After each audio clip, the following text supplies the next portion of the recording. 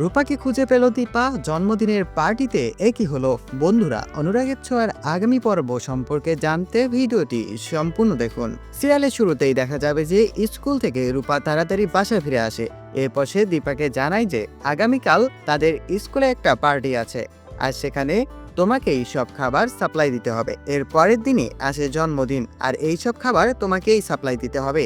আর এই কথা শুনে তখন রূপার গালে একটি চুমু খায় দীপা চক্রবর্তী। বন্ধুরা, এরপর দেখা যায় যে রেস্টুরেন্টের নাম্বার থেকে সূর্যর কাছে কল করে দীপা।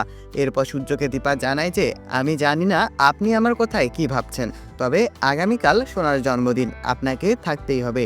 আপনি এখন যেখানেই থাকেন না কেন, আপনি তাড়াতাড়ি সোনার জন্মদিনে অ্যাটেন্ড করবেন। আর দীপার কথা ফেলতে না পেরে সোনার জন্মদিনে চলে আসে সূর্য সেনগুপ্ত।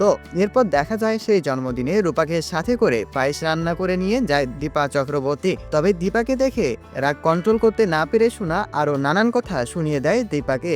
এরপর দীপা সোনাকে বলে, আমি জানি তুমি আমাকে কোনো মতেই সহ্য করতে পারো না, তবে তোমার এই জন্মদিনে আমার তরফ থেকে বিশেষ উপহার, তুমি আমার হাতের বানানো এই পায়েসটি খেয়ে নিও। আর এই কথা যখন দীপা বলে তখন পায়েসের বাটিটি চটকা মারে সোনা, আর যা দেখে তখন পায়েসের বাটি তুলে নিয়ে আসে রূপা এবং দীপাকে বলে, মা, আমি তোমার হারিয়ে যাওয়া মেয়ে রূপা, তুমি ভুলে গিয়েছিলে আজকে শুধু সোনা নয়, আমারও জন্মদিন, তাই তুমি বাকি পায়েসটুকু আমাকেই খাইয়ে দাও। আর রূপার এই কথা শুনে তখন আবেগে আপ্লুত হয়ে পড়ে দীপা চক্রবর্তী, আর পাশে থেকে সবাই হাততালি দিতে থাকে। তো বন্ধুরা, তোমাদের কি মতামত? ঠিক এভাবেই দেখা হয়ে যাক রূপা দীপার, তা অবশ্যই জানিয়ে দিবেন এই ভিডিওর কমেন্ট বক্সে, এবং সেই সঙ্গে এখনই সাবস্ক্রাইব করবেন আমাদের এই চ্যানেলটিকে। ধন্যবাদ।